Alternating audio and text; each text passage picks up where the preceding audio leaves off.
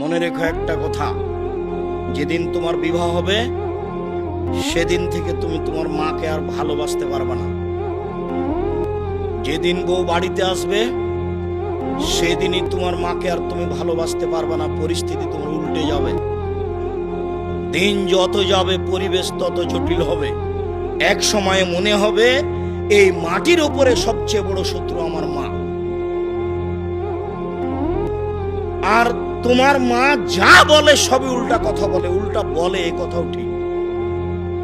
আরে টাকা দিয়েছো তুমি ফল খেতে, টাকাটি তোমার মা তোমার বড় বোনকে দিয়ে পাঠিয়ে দিয়েছে।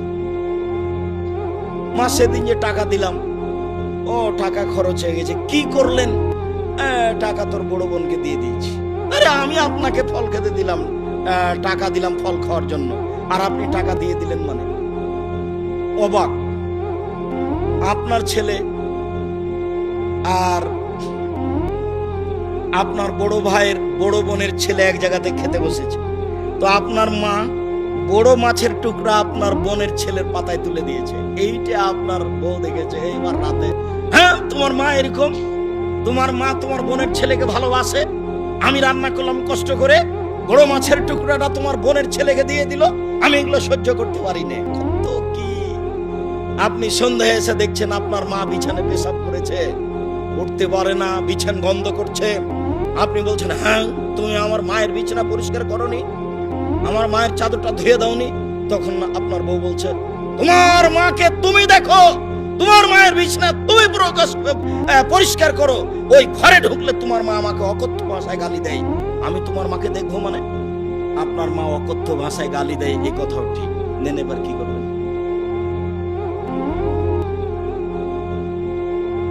এত কিছু করার পরেও মা যে ঘরে থাকে সেই ঘরে তুমি জোরে হাঁটতে পাবো না।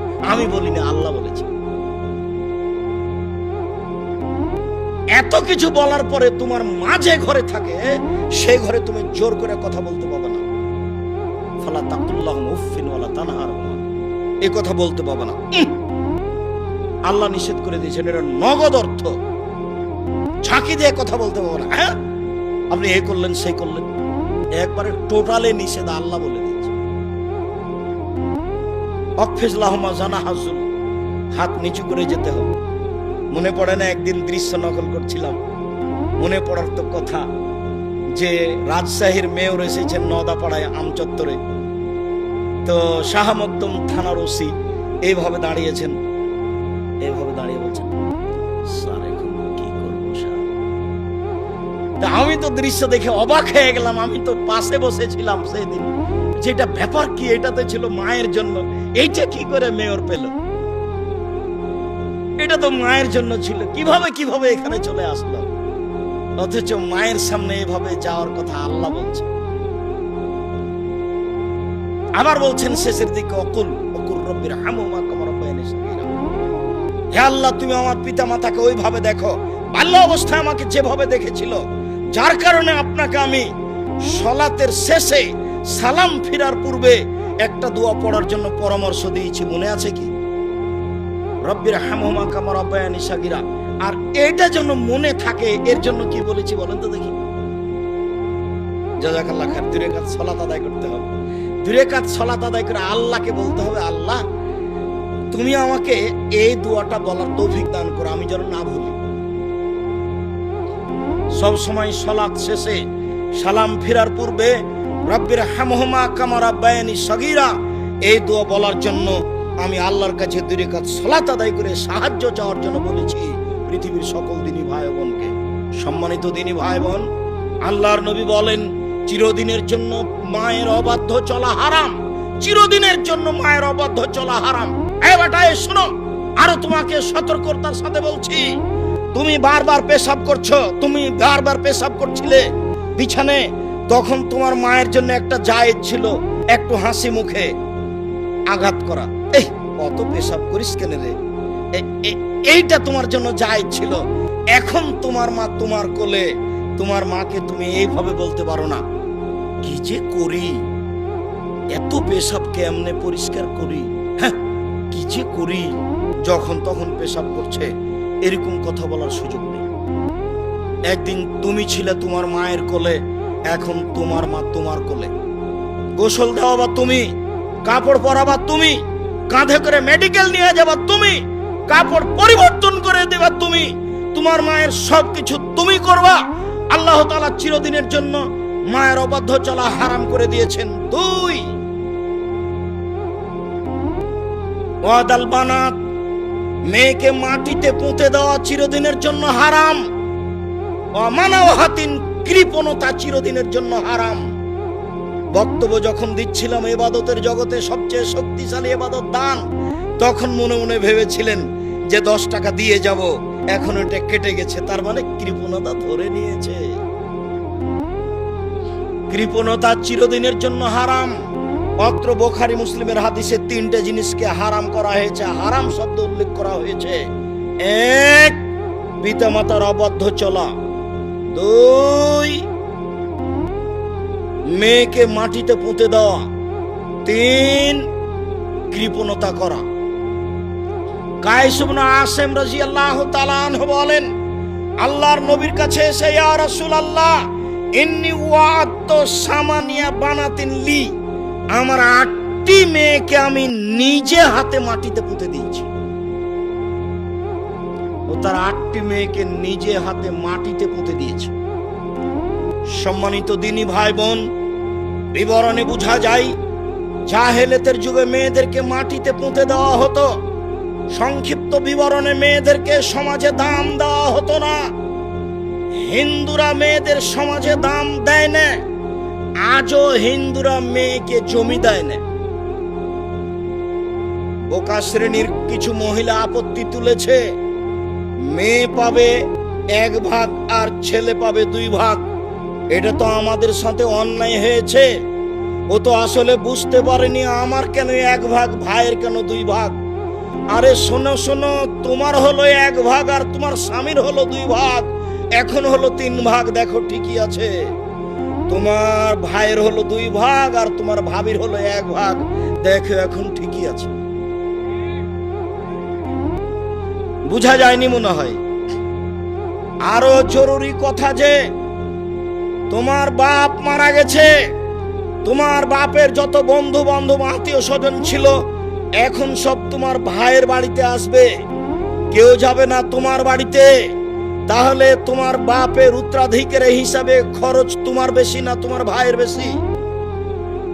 ভাইয়ের বেশি। আবারও শুনে রেখো, কোনো কারণবশত যদি তোমার তালাক হয়ে যায় বা স্বামী মারা যায়, তাহলে তুমি এই বাসা থেকে ব্যাক করে ফিরে কোথায় যাবা?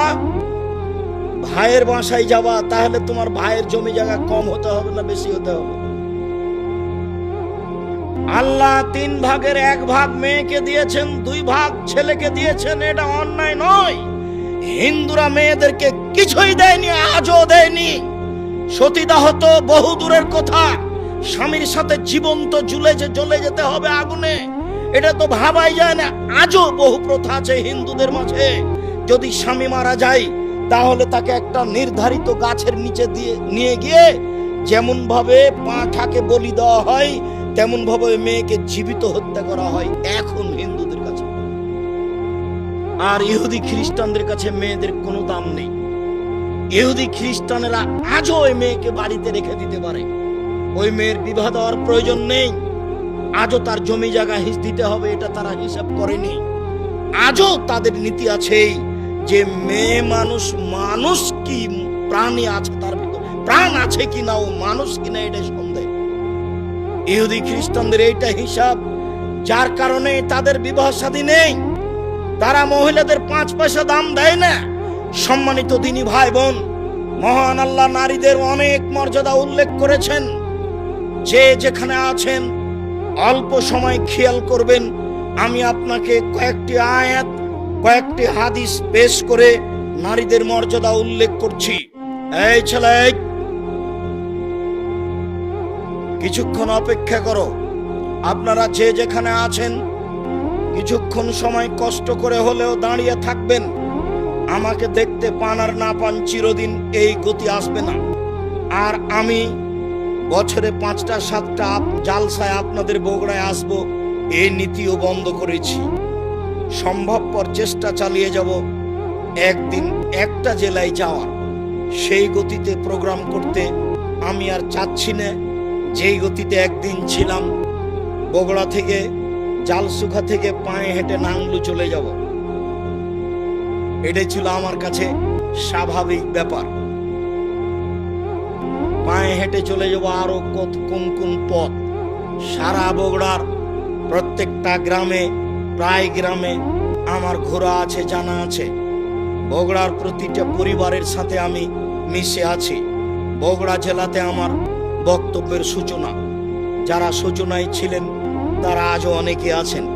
সূচনায় থাকার একজন চলে গেছেন দুনিয়া থেকে, সেটা হচ্ছে বীরকুষ্টের আনসার মাস্টার। আনসার মাস্টারের জন্য দোয়া করি, আল্লাহ তার কবরকে প্রশস্ত করুক, কবরকে আলোকিত করুক, আল্লাহ তাকে মাফ করুক।